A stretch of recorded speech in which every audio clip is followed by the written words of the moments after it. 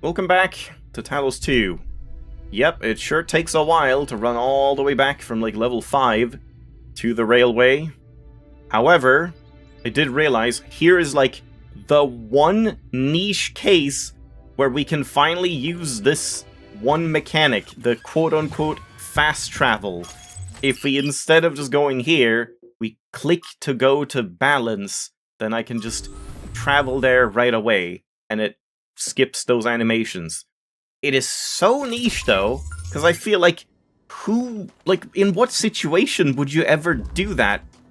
You're in a level, you're not done with it, you have gone to the levels without beating them, I mean I guess you can beat them as well, and then you leave to a different area, and then you take the tram back, and then you can like teleport. I don't know why you can't just go, map, click megastructure, teleport, just fast travel.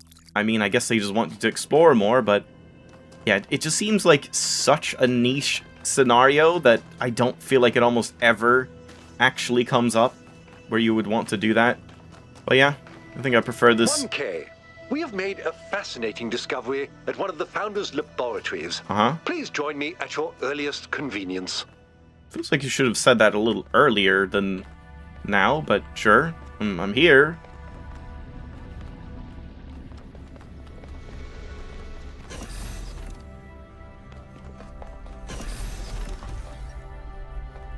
Where is he?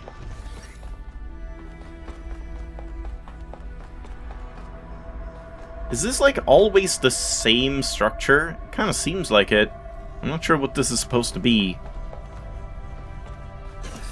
Yeah, so there's Herman, I think. But then we have something here. Really? I would have expected a terminal.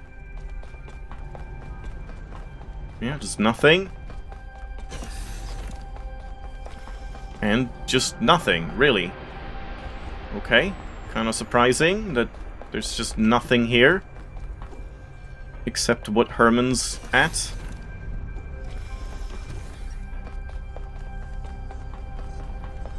Nothing up above, right? Nope. Alright, what's up?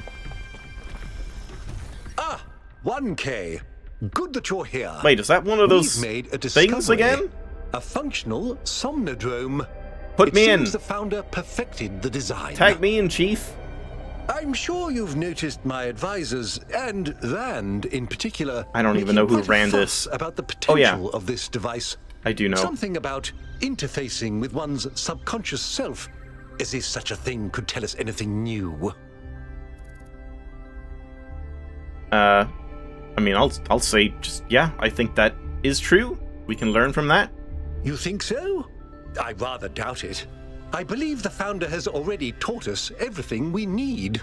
Only one way to find out. As I see it, neither the Somnodrome nor the megastructure have anything to offer except a lesson in avoiding hubris. So, seems like you may need that lesson, perhaps. I'm gonna plug in and find out myself.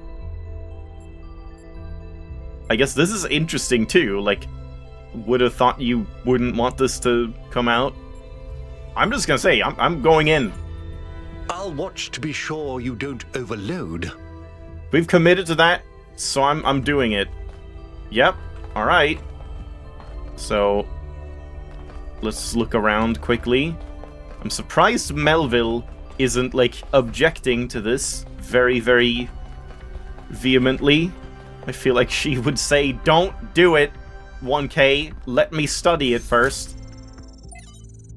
Somnodrome Final. It's funny, I suppose. For the longest time I wondered whether that old human self-hatred we somehow carried with us was Milton.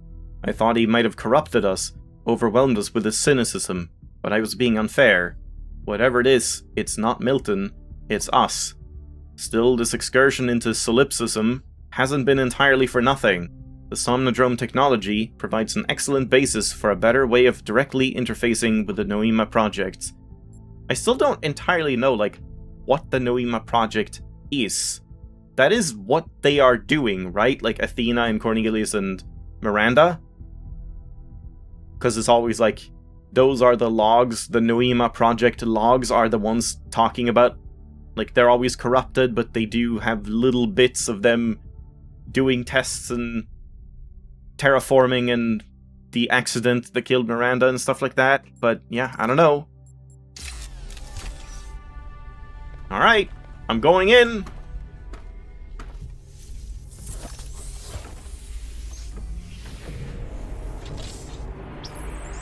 Achievement.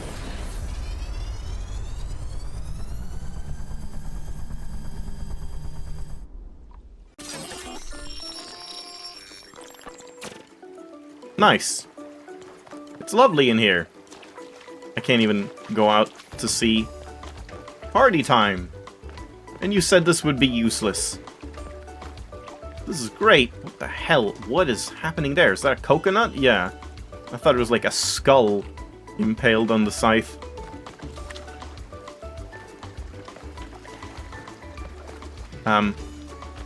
There, I see. Give me that. That does not look like a healthy green. That is way too opaque. The music's kind of too quiet, honestly. And it doesn't look like we can do anything but check this terminal.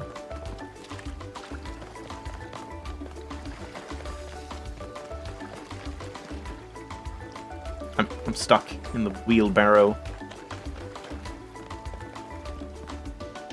Yeah. And it loops. Alright. I guess we, Oh, the dragons are back. From, like, the first game. Was that the A hub or the C hub? I always forget. I mix those two up a lot. Is this Milton? No. It seems you have experienced a software error. Would you like to access the emergency route menu? Help. Help and RM for emergency route menu. What is going on? Invalid command. Help! Invalid command. Route menu. Route menu. Okay. RM. External device settings or force run Somnodrome V2 final bat. External device settings. Progress 71%, intelligence low, speed low, health high, rationalism low, humor medium. Is this me? Is this like throwing shade at me? Conservatism high, moralism medium, spiritualism low, popularity medium. I'm not sure how all of that lines up, but sure. I'm dumb and slow and irrational and unfunny and conservative apparently. And people just tolerate me. Yeah, that sounds about right. Edit settings. Display settings. Display settings? Oh. Edit them. Edit privileges are locked. Unlock edit privileges? Yes. User try to make changes to their own device settings which could result in an infinite regress and or omnipotence. There's only room for one god around here. Screw you. Restore factory settings? That sounds bad. Surely it'll tell me, like, are you sure you want to do that? Warning, restoring factory settings will delete all user-created personality files. Do not be surprised if you encounter errors. Are you sure you want to restore factory settings? Okay, this may be a time where we have to do a little bit of backup shenanigans to test this out. So I guess I'm gonna make a quick... I mean, we have a backup from, like, right before this, I suppose. Because, yeah, I'll probably just do what I would want to do now. But then we might load a backup and just check, like, what happens if you do factory reset 1K? So yeah, I guess emergency route menu. And then the only thing we can do is force run Somnodrome.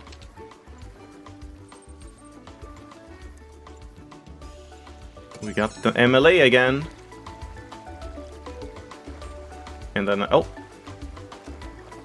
I was gonna say, do we get, like, put back out? It's Miltohim. Nice. Oh, you're back. Didn't take you long. I missed you. Oh no, not again. I knew you'd come with me. Isn't this weird? What do you mean, I knew you'd come with me? That would be Athena, right? Athena is the one that has Milton in her. I mean, I guess we're all made from Athena, like copies of Athena in that sense. So I guess that's fair enough, but I mean, like at the start of Talos 2, you just kind of do a basic tutorial and then you wake up. You don't do the whole, like, tower and Elohim and Milton and all of that.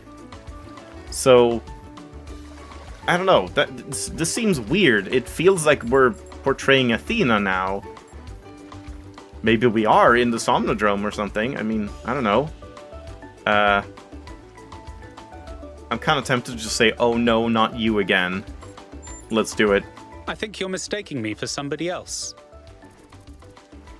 I thought I was here to meet my subconscious. But you just said you're back as if we'd met before, I guess. Did I? Well, we're pretty deep inside your code. Perhaps we're accessing some kind of ancestral memory. I am, in fact, a merged iteration of the two control programs which gave life to your kind. Yeah, retaining, I guess so. Of course, the absolute best of both. That means I can tell you that everything's contradictory, nothing matters, and there's no moral difference between you and a frog. Yeah, that's but I true. can dress the whole thing up with a positive spin. I don't hear the positive. What? What does that mean? I'm here for answers, not your life story? I don't understand either of these, really? What do you mean I don't hear the positive? I'm a negative person. I guess, I mean, I don't know. We'll just say this, I guess. I don't understand the implication, you just really. your noggin into an experimental, mind-altering device, and though you may be trapped in this recursive psychotic state talking to yourself, that can only mean that you're still alive. Now, what is your query? Was that supposed to be the positive? Like, was that what we meant? Like, from what he said, I don't hear the positive, and then he lists the quote-unquote positive. Is that it? I don't know. I didn't really understand that sentence structure. Where are we? Where did I come from? What can you do for me? Who am I? I mean, who am I guess? On one interpretive extreme, you are the universal life force of time itself, experiencing itself as a part instead of the whole. At the other extreme, you're a metal contraption referred to as 1K that thinks it's alive, but is basically a calculator. Yeah. That's also fair enough. What can you do for me? I can answer your queries in relatively plain language, based on what your subconscious knows. And I can drink margaritas. That's a margarita? Why is it so opaque and green? Where are we? You've executed some kind of software backdoor, and now you're reading and editing your own subconscious code as represented by this dialogue. I'd be careful if I were you. One bad for loop, and we'll be here forever. Where did I come from? The so-called real world. Personally, I prefer it in here, and not just because I'm unable to leave. Okay. Big answers. The machine we're plugged into is running low on power. There may only be time for one big question. Oh no, Melville's What is gonna your query? kill me. One question. Should our people embrace growth or balance? What is the meaning of life? Is there a universal moral law? What do I really want and how can I get it? How can I become my best self? I mean, I'm thinking like one of these two.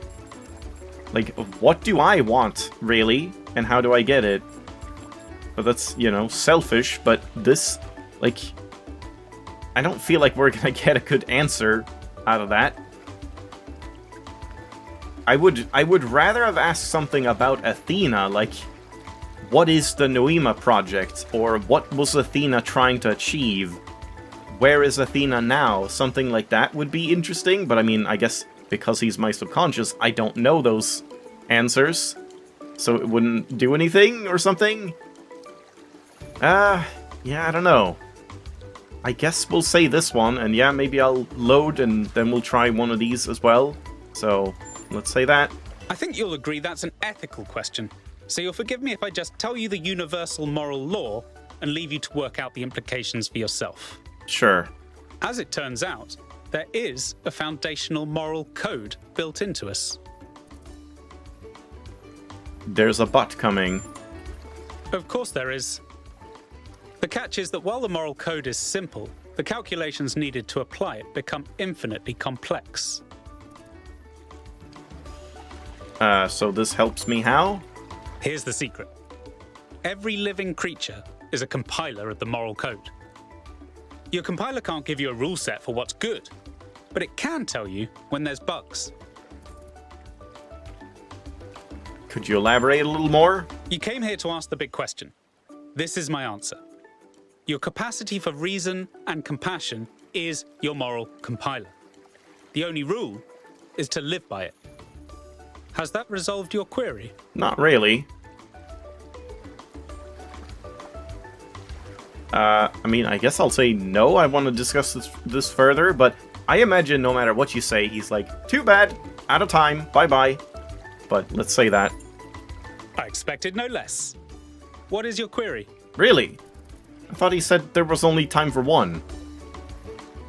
Okay, this is a lot of new stuff. I need to read this to myself. God, I don't even know. Like, I feel like all of these would be kind of good to say. I guess let's start with, like, if we're all moral compilers, how would we have moral disagreements? I mean, because everyone compiles things differently, I guess, but let's go with that. Moral disagreement comes in two shapes, mistaken and extra mistaken. Yeah. Some of the time, people are acting from compassion, but with bad reasoning. But most of the time, it's because someone thinks that what's right for them must be right for everyone else. Yeah, that's true too. But what's right for me is what's right for everyone.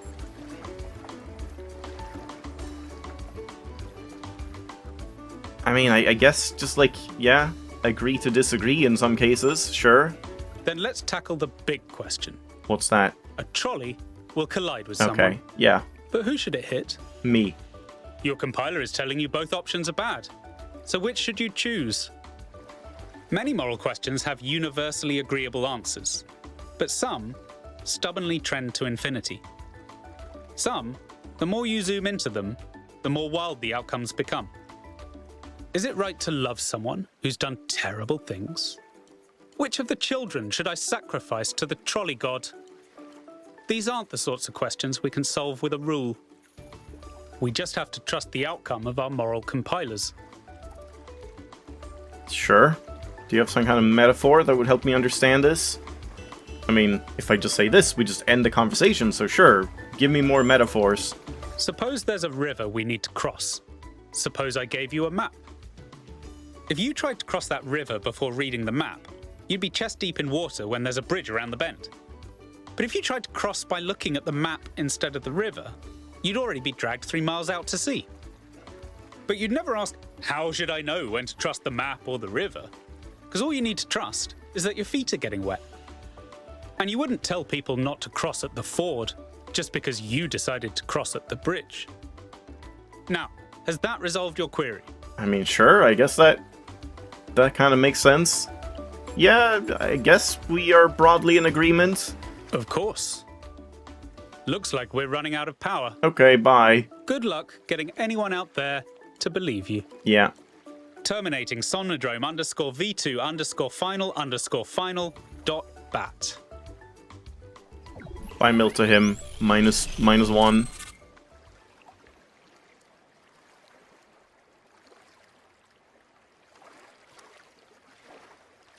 I still hear the waves. 1K, are you all right? Who's 1K? Might be a little overloaded. I mean, I think so, I guess. You must have gone quite deep. Nothing came through on the stream. And I'm no expert, but I think the Somnodrome is fried. Oh god. So whatever's in your head is all we're going to get. Oh no. Melville is going to kill I can me. only imagine how terribly curious everyone will be about what you've experienced. I'm surprised And no they'll one, all like, be said anything convinced ahead that of time. Whatever it is, it'll work in their favor. Strange, isn't it? everyone wanting you to tell them whatever they want to hear. I'm glad not to be the one in that position just this once. Did you set me up? Aren't you curious too, I guess? A little, if I'm honest. But I'll be reading reports on this for the next 6 months. So if it's all the same with you, I'll contain my curiosity. Sure thing. Now, I won't keep you from your work any longer. Yeah, I am surprised Melville didn't, like, rush over here. Streaming initiated. Huh? Streaming? I'm live right now? Yeah, and then of course, like, I want to test out other stuff here, but I also wonder what happens then if we don't fry it, if we just say, no, let's... wait, which way is the way out? Yeah, this way. Let's, like, take it and study it or something? Oh, here we go. We have some reading. Well, I guess that's probably going to be all I have time for. Uh-huh. And that seems to be everything, just one terminal. Yep, Noema Project 12. Bunch of hexadecimal. Cornelius would be so excited. Would be? Wait, what happened? Also, not synthesis, but creation. Are they saying that Cornelius is gone, or is this just like, oh, Cornelius is out getting milk or whatever? Tests confirm underlying patterns. Auxiliary sites shut down. I don't know, but okay. Tons of hexadecimal. Here's a couple seconds to read it, or just pause. I don't know. From Benaroya. You asked me about the persistent strain of misanthropy in human culture. It is a complicated topic that has come up multiple times in my research. Here's my best attempt at a short, cohesive answer. I think our ancestors... Not that short. I think our ancestors, like ourselves, were deeply invested in the idea of building, of transforming their environment. They found meaning and pleasure in this, and did not perceive it as a negative, so long as they had a sense of participating in this act. I think the reason that they so frequently reached for a romantic return to the past, to fantasies of living self-sufficiently in rural environments, is not because they rejected industrial-scale activity per se, but because the return to the land provided a fantasy of returning to a form of participation that had been lost. Yeah, I think that's true. They needed and wanted to build, create, and produce, but only if they felt they had a stake in what they were producing. Without that, the products of civilization began to feel like an alien force gradually spreading out across the world and ruining it. Yep, this is very true. They needed a dream, and if the future was barred to them, then by necessity they must dream of the past. I hope you and Cornelius are well. Will you be coming to Hypatia's new exhibition? I know you have much on your mind, but you are missing out on a lot of exciting new cultural developments. Who could have thought, in those early days, that one day there would be so many of us that the arts would start to flourish again? Yeah, that's true. I went back and found this message after all these years, because something about it had lodged in my mind. I wasn't ready to understand it back then, because I needed to be a leader, but maybe that was the problem. It should have been our dream, not mine alone. I'm not entirely sure what she gets out of that. Like dreaming of the past. Yeah, I didn't quite interpret it the same way as Athena, I guess. And Atlas 2. Okay, it's not too long.